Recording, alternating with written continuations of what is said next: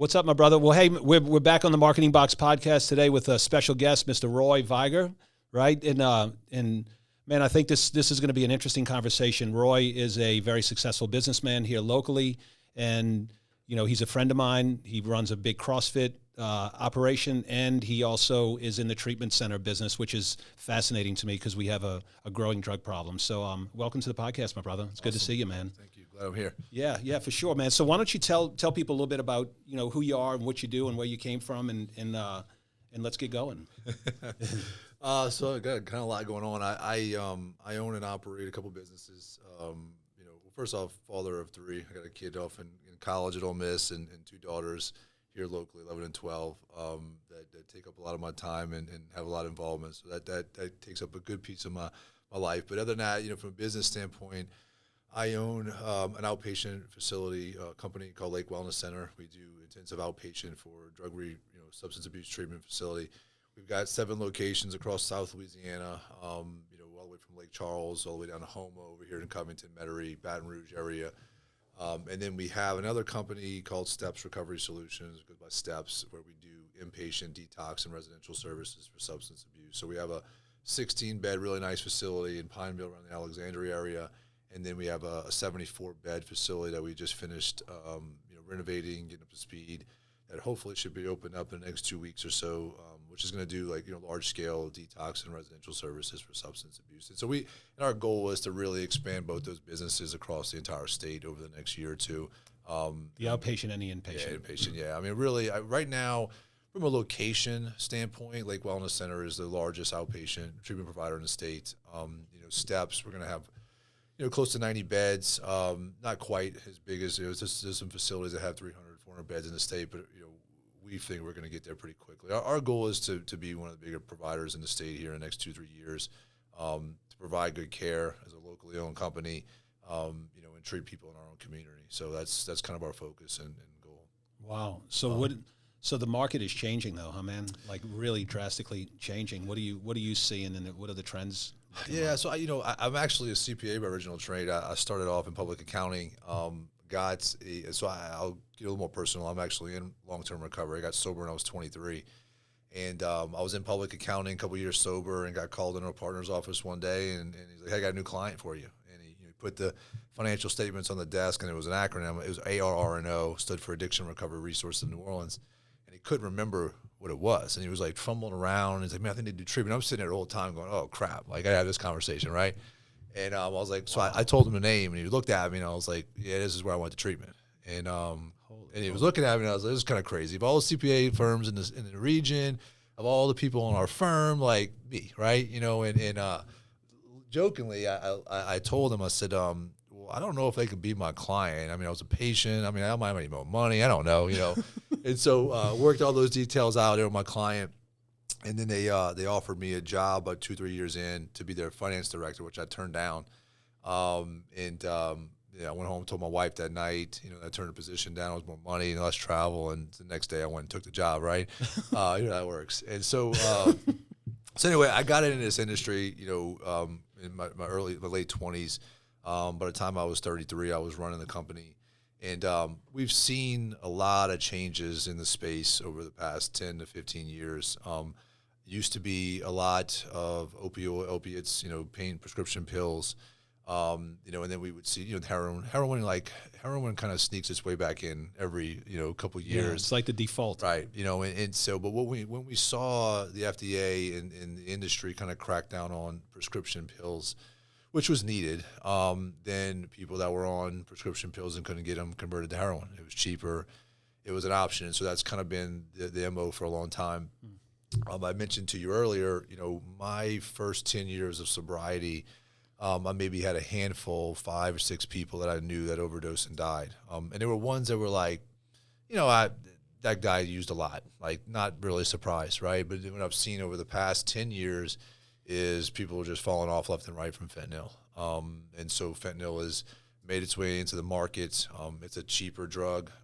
It's more potent. It is smaller in quantity. So, a $20 million supply of opioid pills might fill up this room, whereas $20 million supply of fentanyl might fit in a box. So, like, you got cartels and these agencies that are trying to, I say agencies, these drug cartels and different people. It's easier for them to transport, and then they're putting it in everything. And so like we're seeing it really flood everything across the state. It's in weed, it's in pills, it's in ecstasy, it's in all these things. And every other day, it seems like you see a news report that says we seized enough fentanyl to kill 50 million people, to kill 100 million people. So it must be incredibly potent, because what they're showing is not even that much product. Right. When they're saying, dude. And that's what's happening. And we're seeing, from the overdoses, it's people that try drugs for the first time, or, 6 months into it, and they try a pill, just a general pain pill that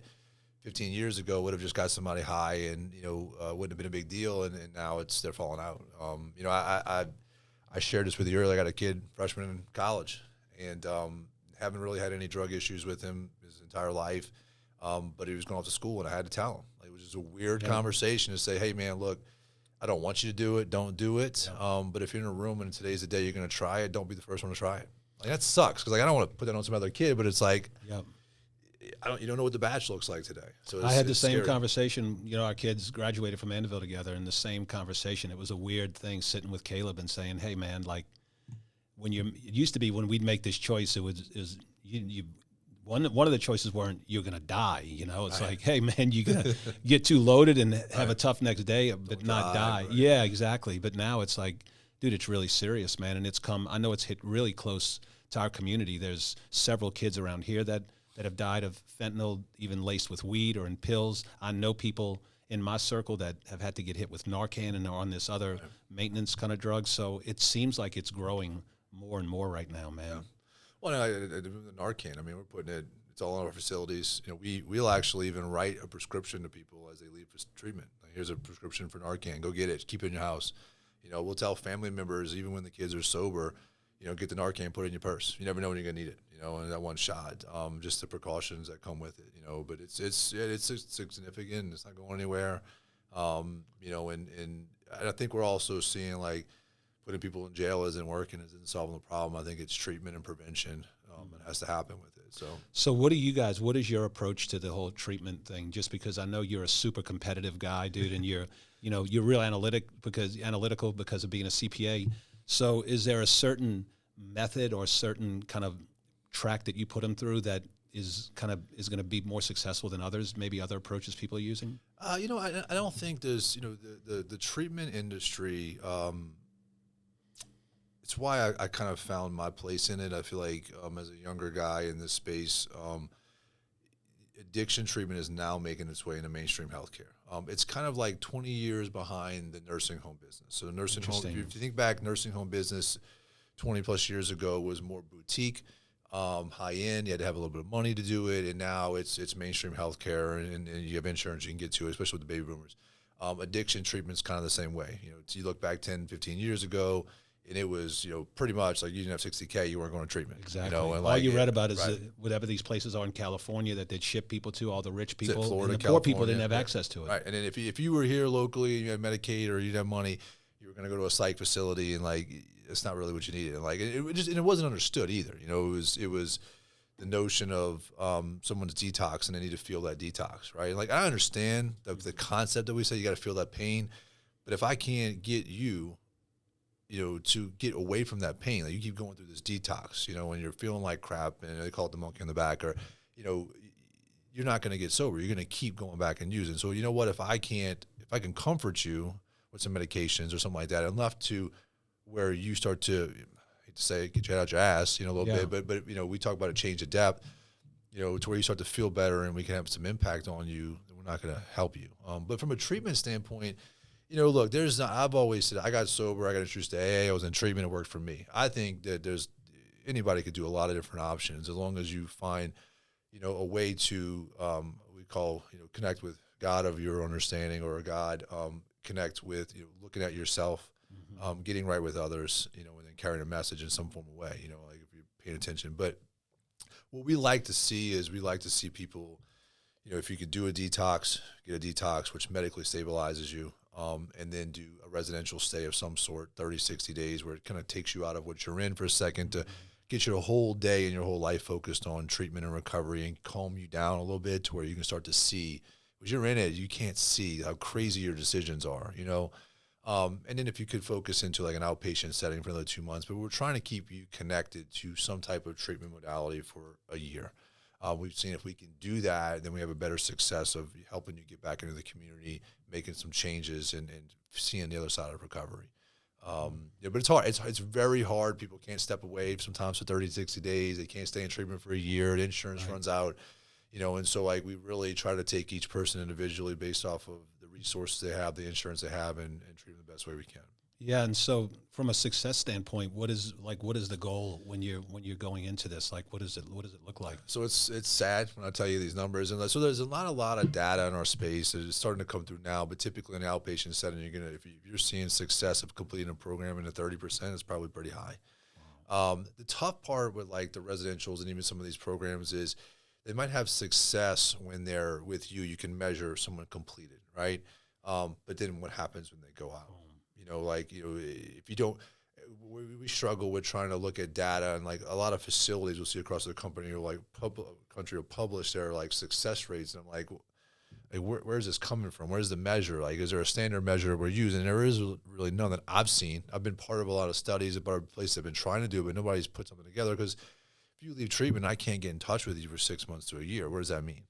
Are you loaded? Are you not loaded? How do we calculate that? How do we say it? So like, you know, like I worry with a lot of free facilities. It's just a marketing, you know, tool. But so it is hard to see that. But like, it's, you know, it's not very common for people to get it the first time.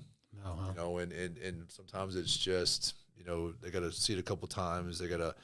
We'll have people call us sometimes for treatment, and for us, it's a slam dunk. Like, you need to be in residential treatment, and they're like, not doing it, can't do it.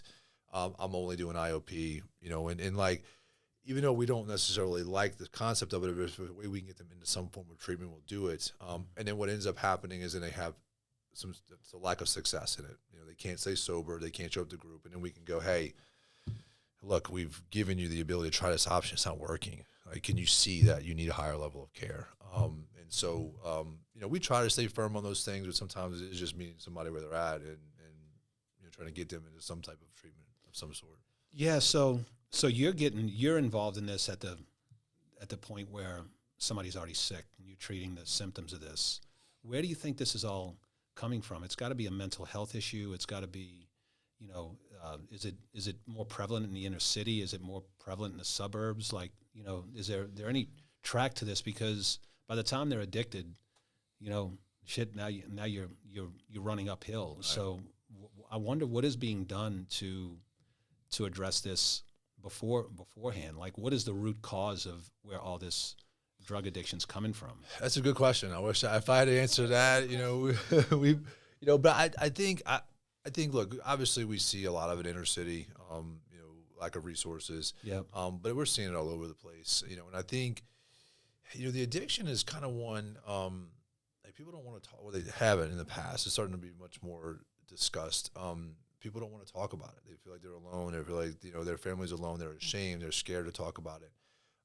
You know, I've, for whatever reason, you know, taken an approach since I've gotten sober to very, very, very open about my recovery. Yeah. And I will tell you, I will meet somebody for the first time, and like, people will you know, share them a little bit of my experience with them. And like, I will get things out of people that like, people are like, how did they tell you that? Like, I was in the sauna at Stone Creek one day, and they're minding my business in a towel, right? And two older guys walked in, and somehow addiction came up, and I just jumped in and told my story a little bit. By the time I was done, a 20-minute sauna session, one guy was telling me about his kid who had, you know, eating disorder issues. The other one told me about some mental health issues.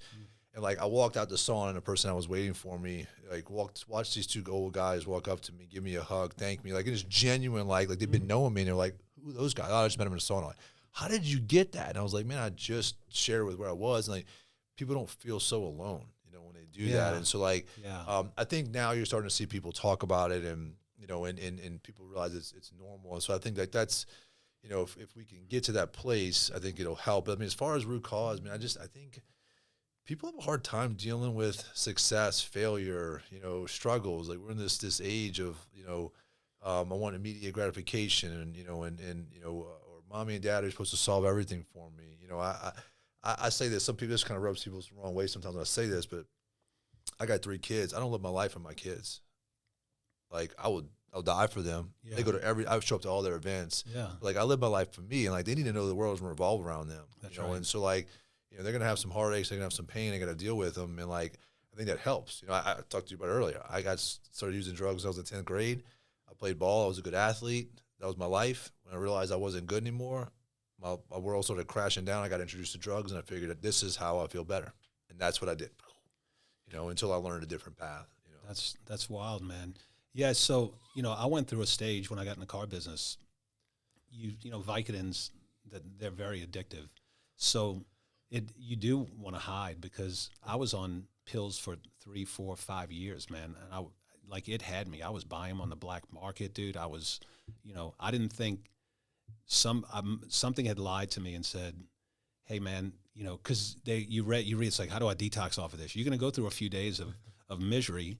And I let it trick me. I remember when I decided, I said, you know what, I'm finished with this, dude. Angelina had found some more pills or something again. I was just at the end of the rope.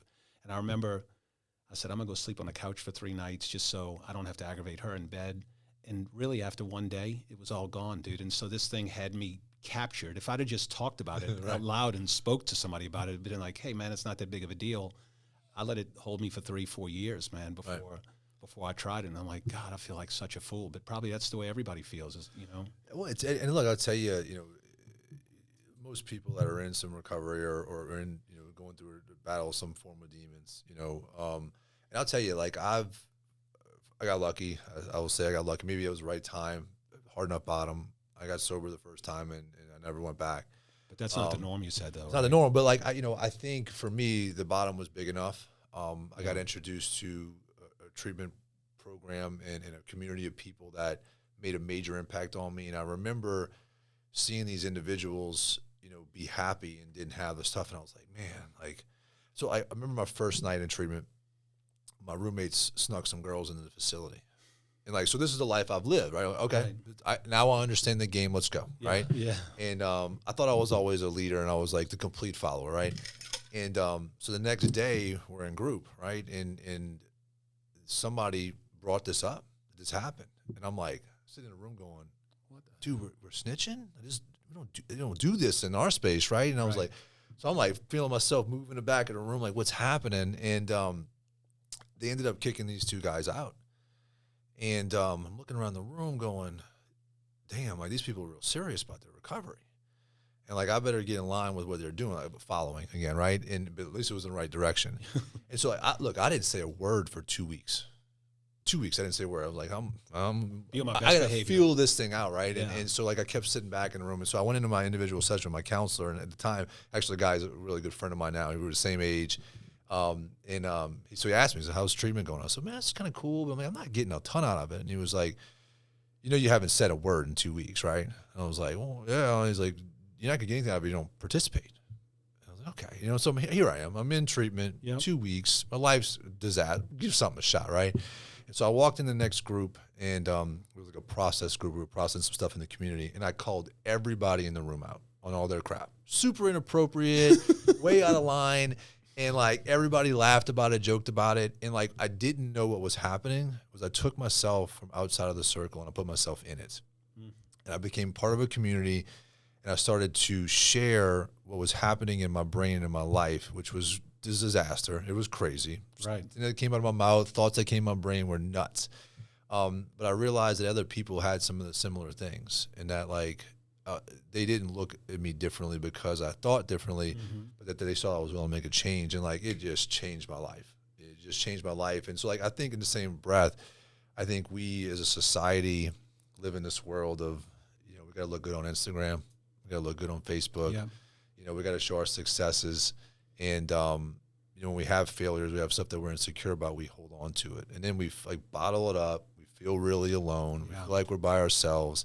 But then when I sit in a room with you, you know, a guy that I look to is a role model in the community who's doing good things, and you tell me, Roy, I'm struggling with this. I did it.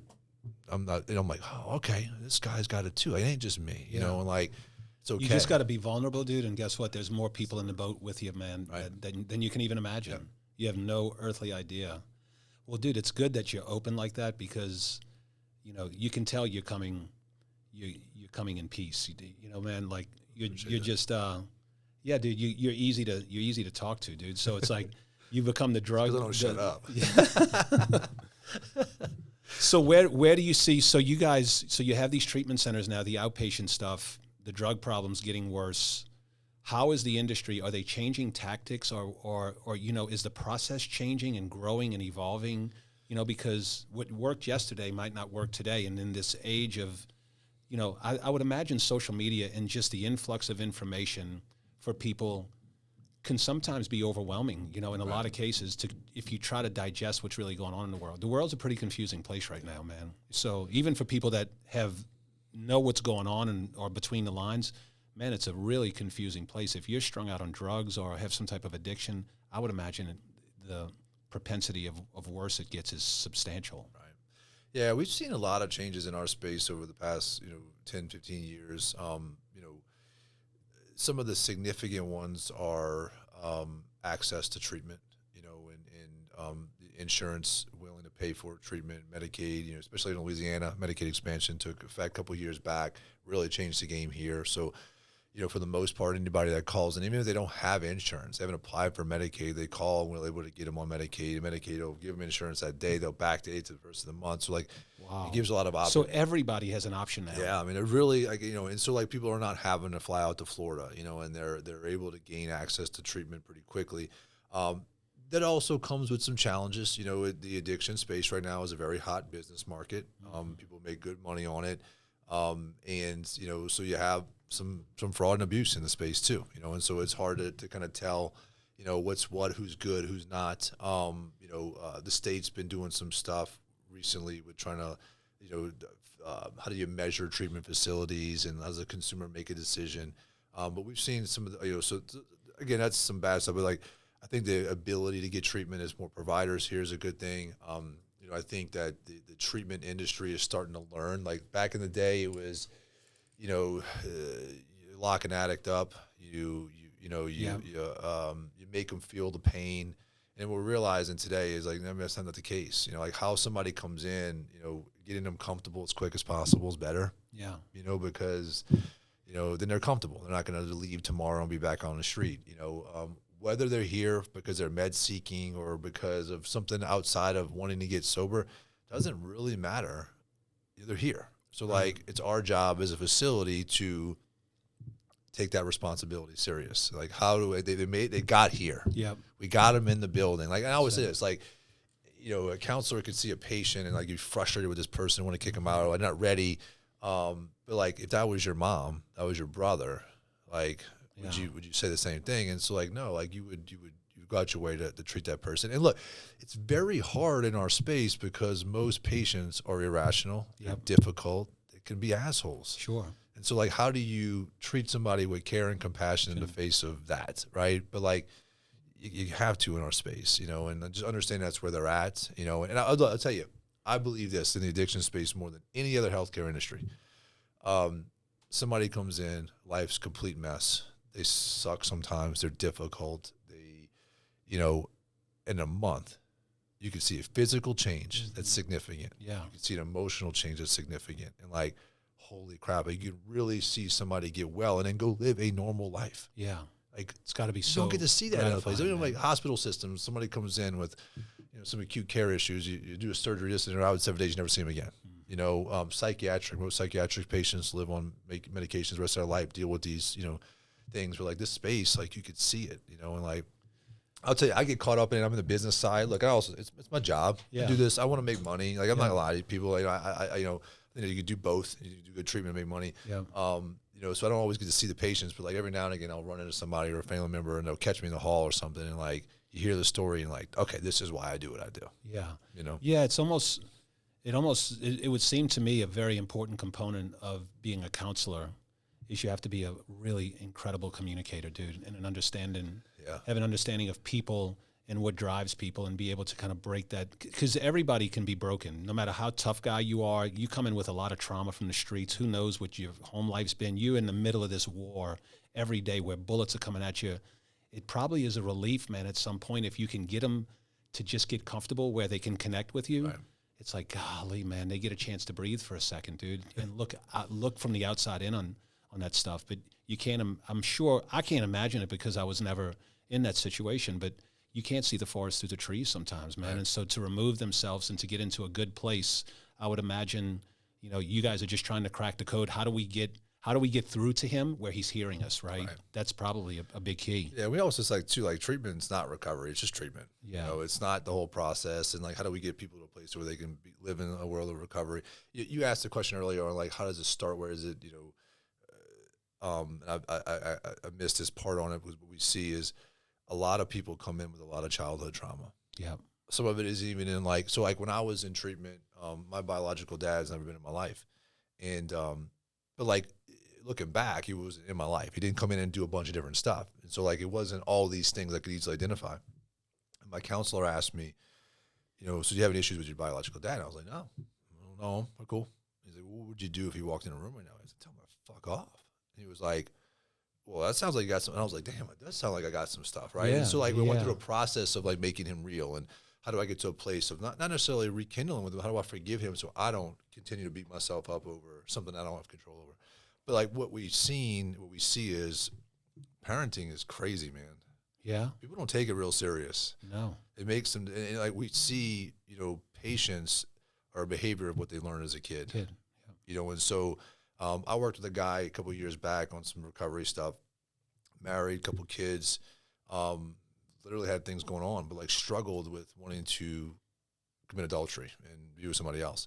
And could morally tell me that's not right. He could tell he was battling with it, but he grew up in a family that's what happened all the time. And so like it was such a norm for him, and he was like, you know, and it messed with him significantly. Whereas like I didn't grow up in that way, and like in my mindset, like you just don't do that. Like it's easy, you know. But like we see a lot of that with parents, like they just do certain things, they bring their kids into stuff, and so the kids grow up with that stuff. Or like and kids, they say kids mimic what they see and repeat what they hear. It's like we see a lot of, you know, adults, you know, result of how they were raised and stuff like that. You know, but and again, like the outside world sees the addict on heroin stealing money. They don't realize there's just so much more that's going on behind the scenes with this person's brain and where their life's at. And again, it's easy to like, look, we always talk about like punishing an addict, right, for doing something, you know, stealing money from mom. But like if a diabetic, you know, didn't take their insulin or ate a piece of cake and went to the doctor, is the doctor going to punish them? No. You know, so like, it's a real thing, man. Whether you agree with it or not, it's a real thing, dude. Right. Yeah. But golly, man, you know, it makes you wonder what, you know, in the back of your mind, do you ever wonder, could the government stop? Like, what role does the government, do you think, play in not from that they're the ones dealing the drugs, but, you know, could they be more involved in to stop this? I would say the fentanyl coming across the border seems to me an easy fix, dude, is they just don't allow it anymore, you know? And why hasn't that happened, do you think? It is bad. Like, I usually don't get a lot into that stuff. I know you don't. But like, recently I sat in a presentation by our lab company that does labs across the whole country, and they basically showed us a graph of how fentanyl has moved across the country. And like, you could clearly see, this lab that does millions of tests all over the country, you could see it, like literally you could see where the fentanyl's coming. You could see it move its way up from Southern California, from Miami, like it's super clear, right? And like here we are, and it actually shows it. Yes, through moving through, you know, the Northeast, you know, over, and like everything Northeast happens, and it kind of moves over to here, you know, to the California side. And like I'm sitting there going, I'm just some little guy from Louisiana. You know, there's a couple companies, Millennium's a big company, but like it's just a lab company. Like we're sitting in a room in Baton Rouge at a steakhouse looking at this data, and I'm thinking, how does the government not see this and go, well, this is a pretty clear thing? Like we stop the drugs at the border from coming in, it solves a lot of the drug crisis. You know, now what are some ancillary things that come with that? I don't know. People commit crimes, they can't get dope, or is there more stuff black? You know, like it does seem crazy. You know? Well, it seems like if it's only going to get worse, because the more addicts that you spin up, the more fentanyl is so lethal. And you said they're putting it in everything. They're putting it in X, they're putting it in MDMA, they're putting it in coke, heroin, opioids, everything. They're pressing them in pills. Well, and the other piece is like, you know, I don't want to downplay COVID, right? It is what it was. More people die from addiction every year than they ever did on COVID at its prime. Like, why is it not? Why isn't this? We shut down a country, you know, like for like, you know, it's losing loved ones. It's not like it creates chaos in a whole family. Like, you know, when somebody's on it, like a whole family, it affects so many more people. It's like, why are we not making a big deal about it? You know? Yeah. I don't know. So I watched this, if you ever have a chance, there's a documentary called Anonymous People. A guy that was in AA did this documentary on why addiction isn't as prevalent or as talked about as it was. And he referenced it back to the AIDS epidemic. You know, when Magic Johnson came out on the AIDS thing and like everybody talked about it, there was marches on it. Very quickly, solutions came. And like nowadays, like it's not a big deal. Not a big deal. Yep. But in AA, we're taught, you know, there's anonymous peace and we keep it quiet and we don't talk about it. And I think there's been some pieces missed with that. It's not that we can't talk about our recovery. I just can't talk about yours. I can't talk about what I do in AA, but I can talk about my recovery all day. Exactly. And then like little things on like how we talk about it. So I came up, and I'll still, if I'm in an AA meeting, I'll still say I'm Roy, I'm an alcoholic. But when I present to the outside world who I am, I don't say I'm an alcoholic. I can meet Miss Susie at this grocery store for the first time, and I tell her I'm an alcoholic. That slogan, that saying, doesn't necessarily tell her anything outside of I have a problem with drugs and alcohol. Was that last week? Was it 2 weeks ago? Am I going to steal your purse today? Right. You know, so like, oh, okay. I'm Roy. I'm a person in long-term recovery. Very different. Yep. I've been in recovery for a long time, and like, is that how you introduce yourself to people? Yeah. Wow. And like, and the funny thing is, I started doing it years ago. I didn't realize it, and I saw this documentary, and I was like, damn, I didn't realize I was doing this, and I didn't realize the impact it has. But like, it does. It's just the way we talk about, you know, our stuff. Like, look, I do this with people that are, you know, that are addicts or have been in recovery. Like, we'll talk about, I'm a crackhead, or I did this, you know, and like, it's funny, and like, but like, it is. I'm not putting a good light on my space, you know, or what it's like to be a person that's on drugs, you know. So anyway, I don't know why I went off of that, but like, it's I think just as I've gotten, you know, into sobriety more, I've gotten into space more, I'm more conscious about how I present it, you know, and how I present to the world what it is, because I want people to feel comfortable to talk about it. You think it helps?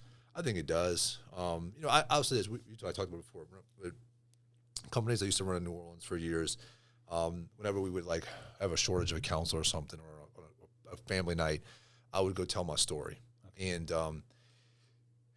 without a doubt, after I just told my story, patients would come up to me that had been in the facility, that had seen me walk around, and they did not think that they could ever be like me. They thought we were different because, you know, I was cleaned up that day, I shaved, I was wearing a button-down shirt, I was the CEO of the company. They just thought I was different. And then they heard my story, and they were like, this dude is no different than me. Right. Like, no different than me. He just talked about the same shit that I've been dealing with my whole life. And they were like, damn. Like, and I'll tell you, being in this space and being around people in recovery or people that are, you know, addicts are super resourceful people. Yeah. Like, so like family members always get this. I love it. I don't love it, but it's funny when I say it. They'll have the addict in the family, and they're like, man, did you kick them out the house yet? Have you cut off their money? Like, they're not gonna. How are they gonna eat? Like, how are they gonna live? Like, they're gonna die. And I was like, and I always tell them this. I'm like, so your loved one for the past year has woke up every day, no place to live, no money, and no food, and no drugs, and they've managed to get every one of those every single day, and like more drugs and money than like you would even spend on your monthly budget. Very resourceful. I'm like, they are very resourceful, but they're also very manipulative when we're in our addiction. Yes. And so like, so I always tell family members this, and I always talk about what boundaries do I do, and I'm like, look, I can't tell you what boundaries. I could tell you to define what they are going to be and the ones that you can stick to. If you can't kick them out the house, then don't make that a boundary. Right. Find the ones that you can stick with, so you're not, you know, just enabling. Exactly. But like, look, once people get sober, so like we hire a lot of people in recovery, obviously. The first year, they're amazing. Rock stars, getting their life back. And then year 2 hits, and like the world stops caring about them being in recovery, and like, you know, you don't get this, you know, like, oh, I'm so happy for you. It's they like, say the new broom always sweeps clean. Right? You know, and like year 2, like life starts smacking them in the face a little bit, and they struggle. But like, I'll tell you, like when addicts are rolling, they're good, like powerhouses. That's what, dude. That's what I was thinking. You know, because listen, I'm a recovering alcoholic. I stopped drinking 3 years ago, so I understand. I went through the fire with this stuff, and one of the things that I've realized is that a lot of the people, man, that I've just met over time that, you know, that share a similar story, dude, like they can just figure shit out, dude, you know, because when you're in that game, you have to become resourceful because a lot of times you're playing games and having to live several different lives. And so it actually prepares them well for certain industries, dude. They understand, like they have eyes in the back of their head, the front of it. They have to always be aware of what's going on because they're in this game that they're in. But I think it does translate into the real world if they can get their thoughts together, because that's a life skill and a toughness that most people have not gone through before, dude, you know? Yeah, it does. I mean, you know, I was like, I've been through hell. I was ready to die. You know, I was coming over to Huey Long Bridge, no more money, getting kicked out of my house. 2-week crack bender, trying to swallow a bunch of Valiums, choking, crying, you know, broke down. And like, I can't think of a worse place to be, you know? And so like, and look, I've had some times in life, you know, where life's like hitting me, you know, when I was running one of these companies and we were short payroll one day, 100K. You know, I'm going to bed, not knowing I'm going to pay payroll. Like, I remember going to bed that night feeling like I was going to die, you know, like, you know, and I remember, like, I took my youngest, put her to bed, and I remember thinking, you know what, I might lose it all tomorrow, but I got my kids, right, and it's important. And, like, I woke up the next morning, went and told everybody they weren't getting paid. Worst day of my life from a career standpoint. And people give me a hug after the meeting. It's okay. Really? We'll get through this. Pay everybody next week, pay everybody next week. And like, I didn't die. Like, it was okay. You know, like I look at things like that and like, you know what, like I've been through some crap and like, you'll survive it, you know, and it builds muscle memory, dude. I say that people that have lived a hard life, man, they're equipped to go do great things in this world because they know what it feels like and they probably don't have the fear anymore, man. You know, the fear. Well, and it's also why, like for me, why I'm so driven too. I've been through a lot of pain in my life, and what I've always found on the other side of pain is it's something good. Success and joy, and you know, and you know, and I learn from it, you know, and so I see something uncomfortable now, and I'm like, oh, that's cool. There's something on the other side. Let's go get it, you know. Yeah, you start to look. You start to look for it. So, what do you think that your upbringing? So you were raised with a stepdad, or just your mom raised you? My mom raised me. I had a gentleman who lived with me. Me and my mom got engaged when I was 5. He stayed with me when I was 14. He got me involved in sports. You know, and so I'll tell you, like when I got sober, I remember being in meetings and in treatment and thinking, man, why am I this way? Because I had a pretty normal upbringing. I had a mom, I had a father most of my life. You know, look, I didn't come from a wealthy family, but we weren't struggling. Yeah. You know, just a normal dysfunctional family from New Orleans, and like, why me? I didn't have any significant abuse, you know, as a kid. Anything that like I can hear other people and go, I knew why you were an addict. And then the doctor that ran the facility gave a presentation on the disease of addiction, and it talked about what happens in the brain of an addict versus a normal person. And it talked about, you know, when I drink a drink, what I feel is typically 4 to 5 times more than what somebody normal would. Really? And like, and I was like, okay, this is starting to make some sense. And he was like, you know, an addict who has an addict brain thinking and the way that their brain's wired. And he used a scenario, and like legitimately it was like my life scenario. He was like, you know, they'd have a group of 3 or 4 friends. On Friday night, they'd all plan to go out. They'd all say, we're going to spend $100. We're going to go to this club. We're going to leave at 11. We're going to have 7 drinks, and we're going to leave at 11 o'clock. And everybody would go do this, and everybody would mostly hit that except for Roy. Roy would have all 14. The intentions of doing it, and then it would be Monday morning, $3,000 later, every drug on the planet, and I'd go, how the hell does this happen again? You know, and like they'd all be like, you know, normal went home on Friday night, and like so that started to make some sense to me. You know? And so the cool thing he said, he was like, so it's not your fault that you're wired like this and this happens to you, but guess what? It's your responsibility to take care of it. And I was like, damn. Wow, man. Like, I could sit here and be pissed about it, and it sucks. I can't ever drink again. I remember I was in treatment, too. Like, I was okay never drinking again, but I was so pissed that I wasn't going to have a glass of champagne at my wedding.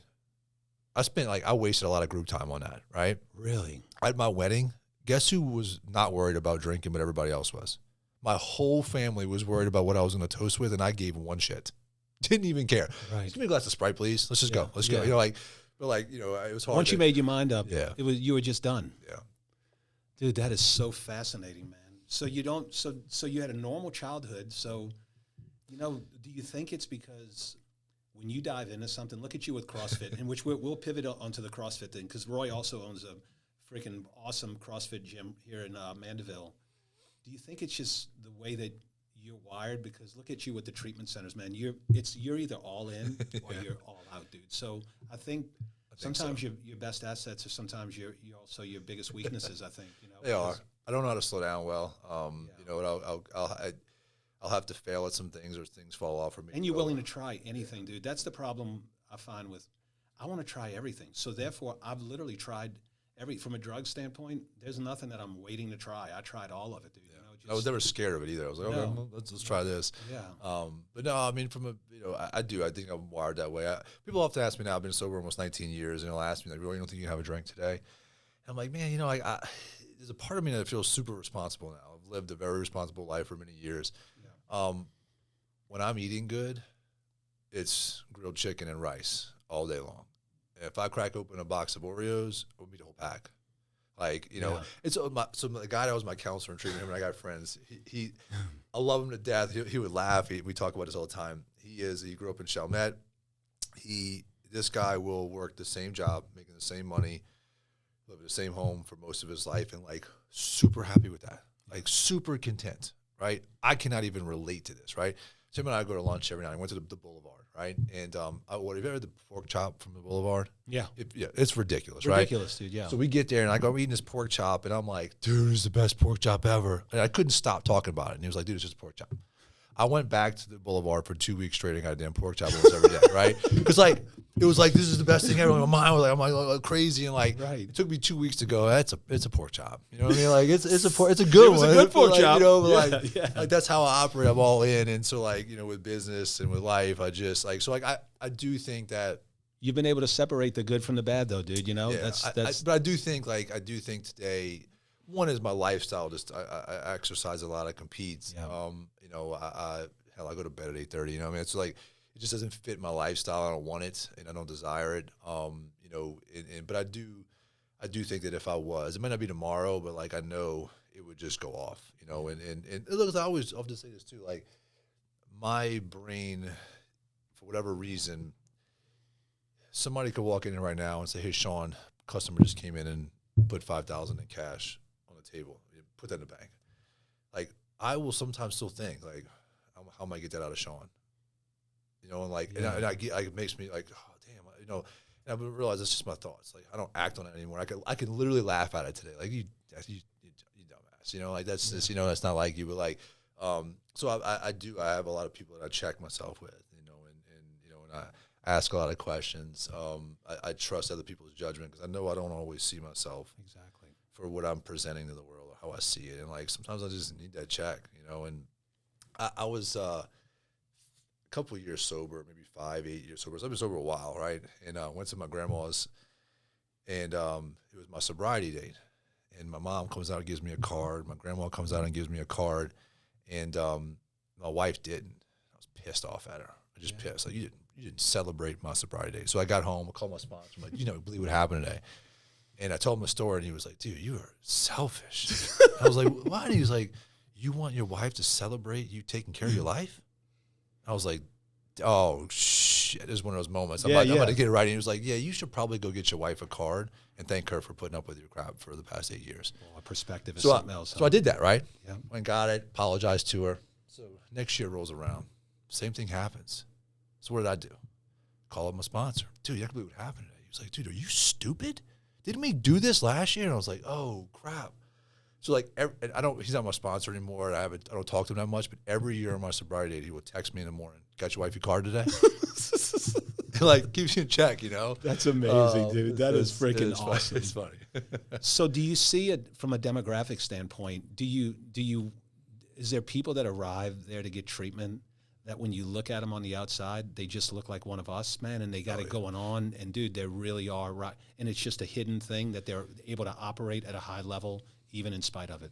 Yeah, I think we do see that. I will tell you that the interesting thing is nowadays, especially in Louisiana, I could take 20 patients, line them up on the wall, and you could not tell me who had commercial insurance, who had Medicaid. Really? Like people just look the same, and like, and it's not just physically fit, some of them and everything. Yeah. Well, I'll tell you, when I went to treatment, I would say so much that. Sometimes you'll see that, but like, you can tell people have been beat up a little bit, depending on how long they've been using for, just the drugs, the alcohol, it wears on the body. They don't go to the doctor. But, you know, I remember when I went to treatment, I thought that treatment was for people who lived under the bridge. They were homeless people. And I got to treatment, and I was like, damn, these people, there's a pharmacist here, there's a nurse here, there's a doctor here. Like, holy crap, these people I'm no different than anybody, you know, and you know, so no, we're seeing, I mean, it is the least discriminatory thing that's happening out in this world right now. That's amazing, dude. You know? Yeah, that's amazing, dude. So what led you into the CrossFit thing, dude? So, you know, just to pivot to CrossFit, Roy owns a CrossFit gym, like I said here, really beautiful gym. And you guys are a pretty competitive group over there, huh, man? You guys have some good stuff running through there, right? We do, yeah. So, I've always kind of been into fitness. I guess it's been over 10 years now. I had a buddy of mine. I did CrossFit. I liked it. I liked the idea of it. I wanted to go do it. And just got into it just to go have some fun. And I'm just very competitive. It's weird, though. Like, I'm the type of competitive that I don't, like, if me and you throw down and you beat me, like, I'm going to hug you. And, like, I'm not, like, pissed off. I'm not like, you know, Michael Jordan thing, like, you know, but, like, if we're about to go and the clock starts, like I'm coming at you, right? And so like you know, and then what I found is, like, I'm an older guy, I'm 42. You know, we lose that competitive piece when we're younger, and or people get older and they think they can do that anymore. I love it. I like that I can go out there at my age and you know, I can beat some 20-year-old kids. There's a division for me that I can, you know, I can see where I stack up to guys in you know, my world. And so I was just a member here locally. I was at a CrossFit gym over here in Mandeville. I moved over to Franco's. And I was seeing this Franco's gym. Our partners, Ron Franco, owns the Franco's Club. It was a beautiful facility. It just kind of lacked some CrossFit appeal, you know, and like, you know, didn't have the community that I've seen in the CrossFit space. And so I approached Ron. I was like, "Why don't you sell it to me?" I was like, "Roy, look, I like this. I want to be in it. I got a lot of money, and so why don't we be my partner?" You know, and he let me. And look, Ron's been a great partner for me. And his wife Sandy. Yep.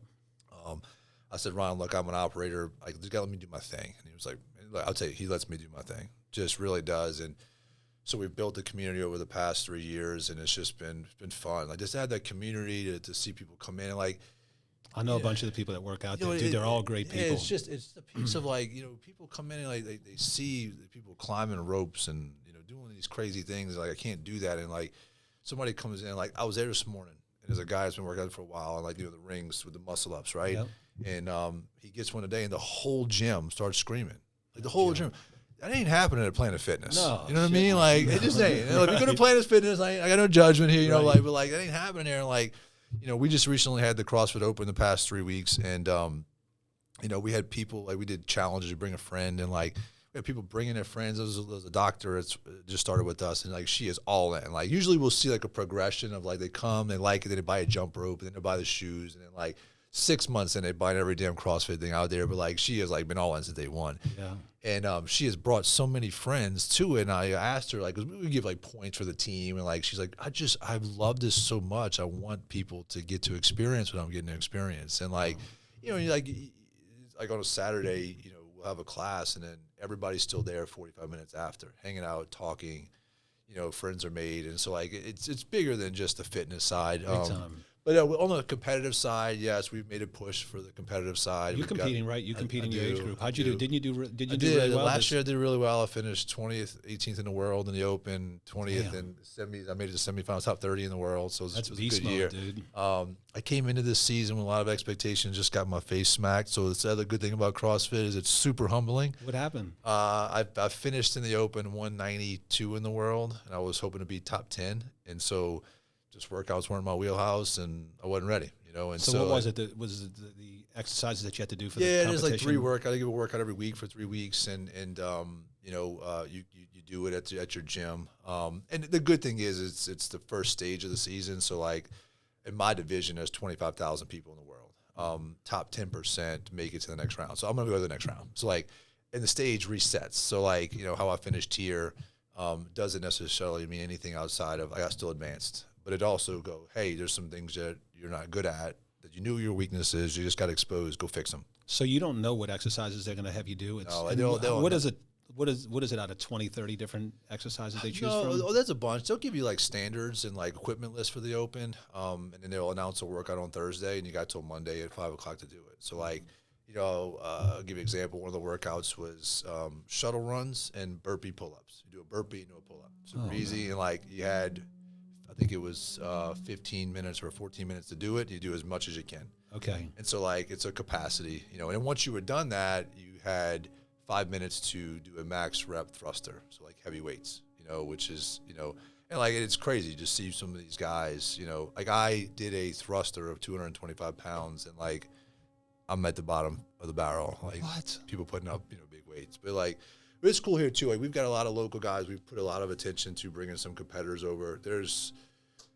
We've had recently, the past couple of Saturdays, 7 of the top 100 athletes on the planet in the gym throwing out at the same time, like, you know, on a team or competitors. Dude, that had to be intense, man. Super cool. What about injuries, dude? Like, is it you hear in the CrossFit space, dude, you know, because you're doing Olympic lifts and such, so it's probably just a part of the game just because you're doing a lot of stuff and putting weight on. But is there been an issue that you see? You know, I look, we're doing a lot of stuff in there.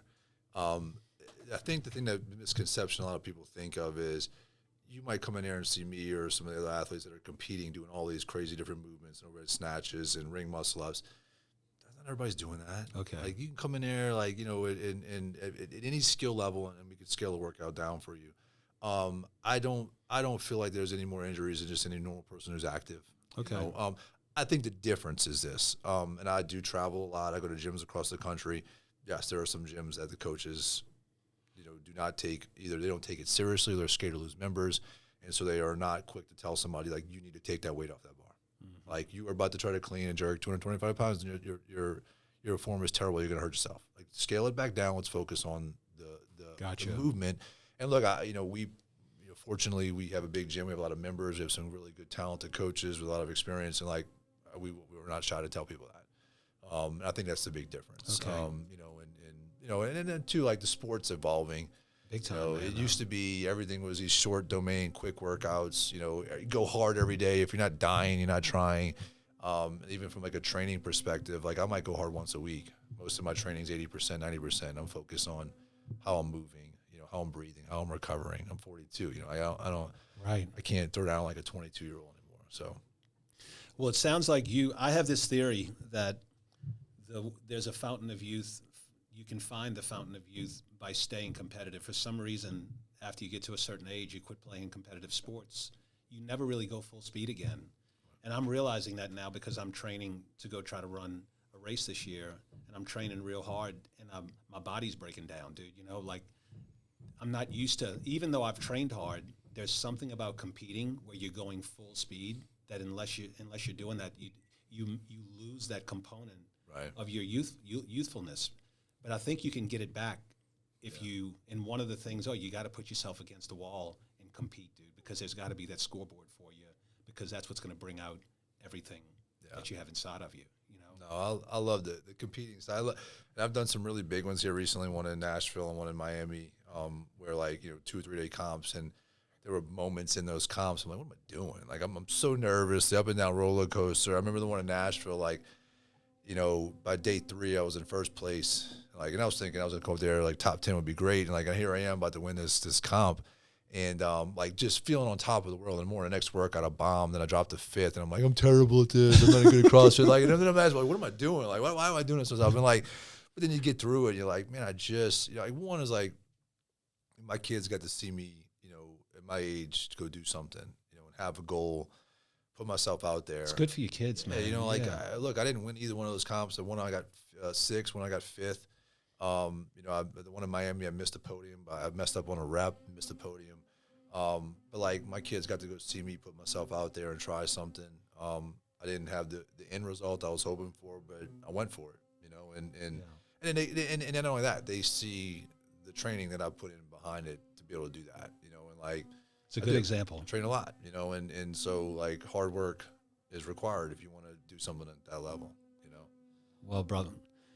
Well, dude, I think that's probably a good way to end it, man. Hard work, commitment. Well, dude, we really appreciate you, man, both from the centers that you're doing, you know, the addiction treatment, man. We appreciate that. We appreciate your commitment to the community with the CrossFit stuff, man. Keep doing your thing, my brother. You just, you're an inspiration to a lot of people, man, so keep it up. I appreciate it. Thank you for having me. Yeah, maybe you want to tell people how they can reach you. Listen, anybody that you know, that you think might need treatment or anything, man, this is Roy. How would they get in touch with you, or how do they connect with you to do that? And the then main piece is just go to our website, lakewellnesscenter.com. Okay. On there, you get some information on us. Our phone number's on there. That is the best and easiest way to do that. Okay. And that ties into all of our organizations, our residentials. If anybody needs any help, that number gets you into our call center, and then our team there is really good at placing people where they need to be. So. And social medias are just the best way to go. We have Facebook, Instagram pages for Lake Wellness and Steps Recovery, both of those two.